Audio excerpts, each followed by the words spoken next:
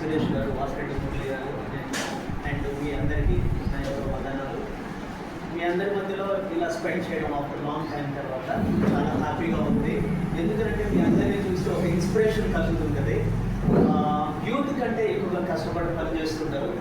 కనిపించిన నాగేశ్వర గారికి కనిపించిన ప్రతిసారి నేను చెప్పుకుంటాను, మీరు కానీ మన సభ్యులు కానీ పని చేస్తున్నారు, చాలా హ్యాపీ. కానీ మీ ఆరోగ్యం కూడా చూసుకోండి. ఫస్ట్ మీరు మూలకు పడితే ఎవరు చేయలేరని ఎప్పుడు సురేష్ గారికి, నాగేశ్వర గారికి అందరికీ చెప్పుకుంటున్నాం. సో మరి ముఖ్యంగా ఈ అమ్మాయి మన విద్యానగర్ కాలనీ 2 వైపు ఉంటుంటారండి. గత 20 years నుండి చూస్తున్నాను. మీరు యొక్క కుటుంబం బాగా తెలుసు.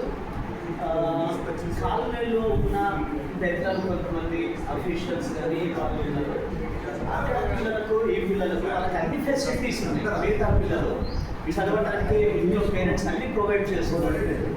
మిల్క్, ఎగ్స్, డ్రై ఫ్రూట్స్, ఇంట్లో అన్ని ఫెసిలిటీస్ ఉన్నాయి. పాపం ఈ అమ్మాయి చదువుకోవడానికి ఎలాంటి ఫెసిలిటీస్ ఇంట్లో పరిస్థితులు కూడా అడ్డంకిగా ఉన్నా కూడా ఆ అమ్మాయి కష్టపడి 546 మార్కులు తీసుకొచ్చిందని నాకు తెలిసింది. తెలియగానే వెంటనే మన యొక్క గ్రూప్లో కొన్ని ఫోన్ చేశాను. ఇంపార్టెంట్ పర్సన్స్ అంటే హెల్ప్ చేస్తాను అనుకున్న వాళ్ళ వరకే నేను ఇది మెసేజ్ పెట్టడం జరిగింది. నా అదృష్టం కొద్ది అమ్మాయి భవిష్యత్తును ఆలోచించి పెద్దలందరూ చక్కగా రెస్పాండ్ అయ్యారు. మరి ముఖ్యంగా ఫైనాన్షియల్గా విషయం వచ్చే వరకు ఒక 7 కృష్ణవేణి కాలేజ్ గారితో కూడా మాట్లాడడం జరిగింది. వారు కూడా చక్కగా హ్యాపీగా రెస్పాండ్ అయ్యారు.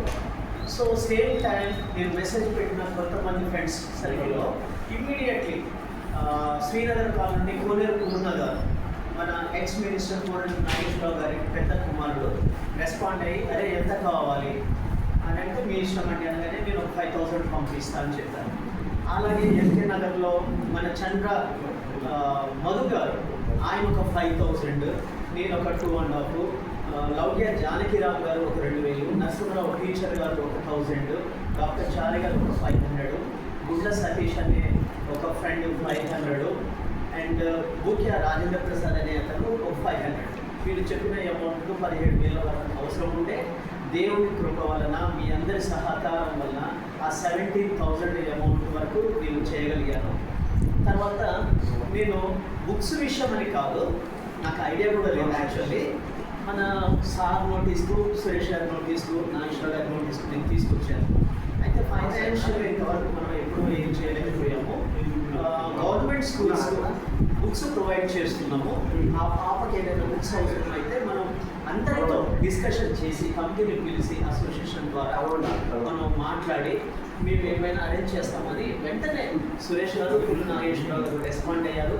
అనుకున్న విధంగానే వితిన్ 2 daysలో వాళ్ళు కవర్ చేశారు. వారికి పాపకి బుక్స్ ప్రొవైడ్ చేస్తున్నామని.